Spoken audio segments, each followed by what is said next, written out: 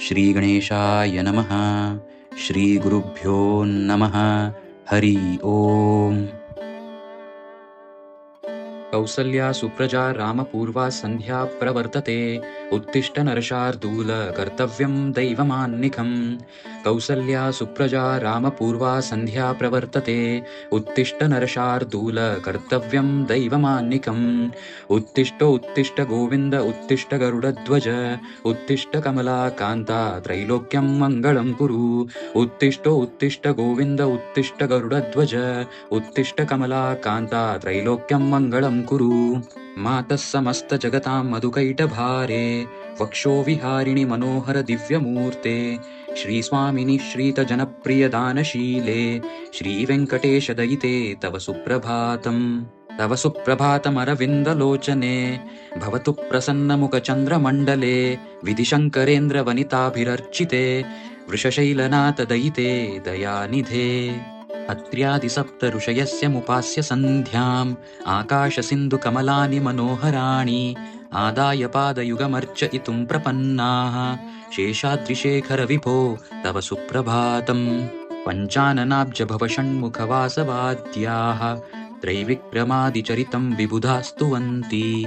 भाषापतिः पठति वासरशुद्धिमारात्। शेषाद्रिशेखर विभो तव सुप्रभातम्। ईषत्प्रफुल्लसरसीरुहनारिकेळ्। पूगद्रुमादिसुमनोहरपालिकानाम्। आवाति मन्दमनिलः सह दिव्यगन्धै। शेषाद्रिशेखर विभो तव सुप्रभातम्। उन्मिल्य नेत्रयुगमुत्तमपञ्जरस्थाः। पात्रावशिष्टकदलीफलपायसानि। भुक्त्वा सलीलमतकेळिशुखा पठन्ति। शेषाद्रिशेखर विभो तव सुप्रभातम्। तन्त्रिर्प्रकर्ष मधुरस्वनया विपञ्चा। गायत्यनन्तचरितं तव नारदोऽपि। भाषा समग्रमसतक्रतुचारुरम्यम्। शेषाद्रिशेखर विभो तव सुप्रभातम्। भृङ्गावळी च मकरन्दरसानुविद्ध। झङ्गारगीतनिनदैः सह सेवनाय।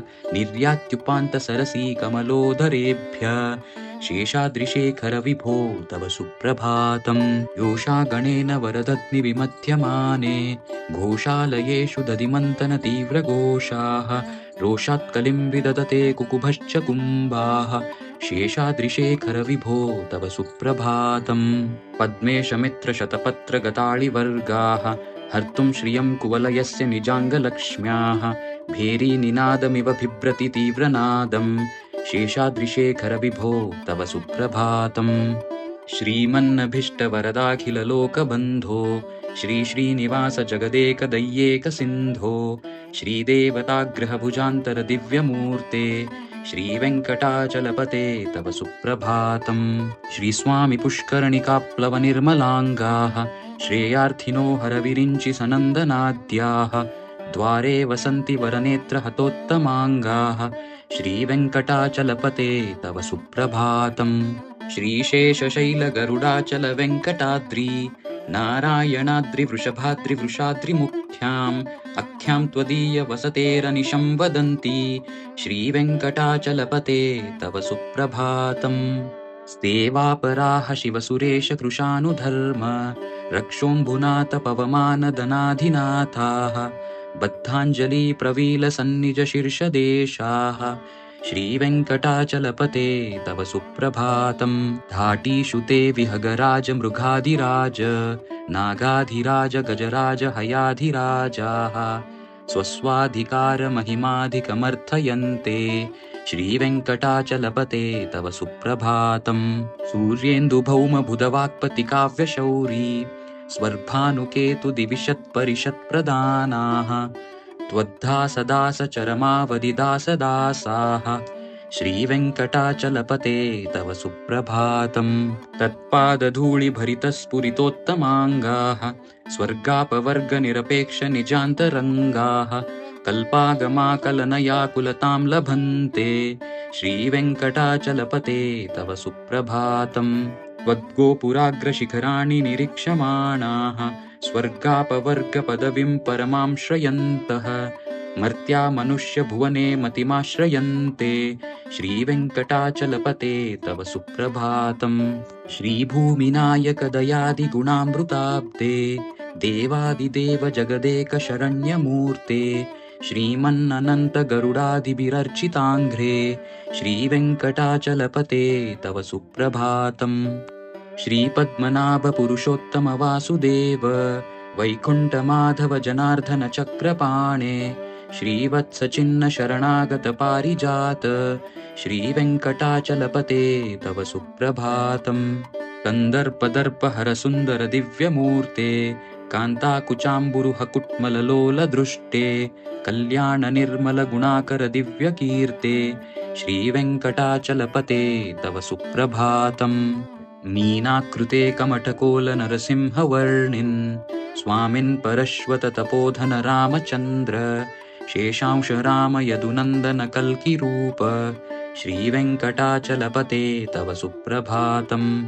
एलालवङ्ग घनसार सुगन्धितीर्थम् दिव्यं वियत्सरीति हेमघटेषु पूर्णं धृत्वाद्य वैदिकशिखामणयः पृहष्टाः तिष्ठन्ति वेङ्कटपते तव सुप्रभातम्।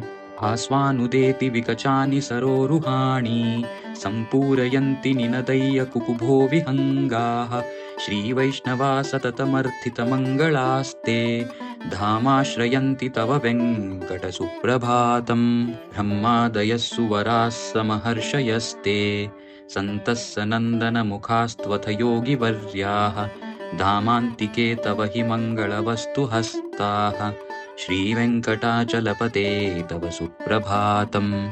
लक्ष्मीनिवास निरवद्य गुणैकसिन्धो संसारसागर समुत्तरणैकसेतो वेदान्तवेद्य निजवैभव भक्तभोग्य श्रीवेङ्कटाचलपते तव सुप्रभातम्। इत्थं वृषाचलपतेरिह सुप्रभातम् ये मानवा प्रतिदिनं पठितुं प्रवृत्ताः तेषां प्रभातसमये स्मृतिरङ्गभाजां प्रज्ञां परार्थः सुलभां परमां प्रसूते।